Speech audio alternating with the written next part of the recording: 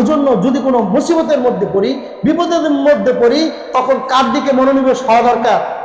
আল্লাহর দিকে মনোনিবেশ হওয়া দরকার। আর যে কথাগুলো বলেছি যে আমার সন্তানকে ভালো করার জন্য অন্তত পক্ষে আমার ভালো হওয়া দরকার। বছর যায় মসজিদে আসি না, শুধু সপ্তাহে একদিন আসি, সপ্তাহে একদিন আসি, আইসাও 2 তলায় 3 তলায় অবস্থান নেই, নিচতলায় আসতে যেন আমাদের লজ্জা লাগে। এরকম আছে কিনা আমাদের এই সমাজের মধ্যে?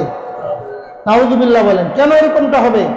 আমার তো প্রত্যেক দিন মসজিদের মধ্যে হাজিরা দেওয়া দরকার ছিল, এখানে এসে আল্লাহ তাআলার কুদরতি পায়ে সিজদা দেওয়া দরকার ছিল। কোনো ব্যক্তি যদি 5 ওয়াক্ত নামাজ গুরুত্ব সহকারে ওযু ঠিক রেখে ইহতিমামের সাথে আদায় করে, আল্লাহ তাআলা বলেন আমি তাকে ওয়াদা দিলাম, তার সাথে আমার একটা চুক্তি হয়ে গেল, এই ব্যক্তিকে আমি অবশ্যই জান্নাতে প্রবেশ করাবো। আর যদি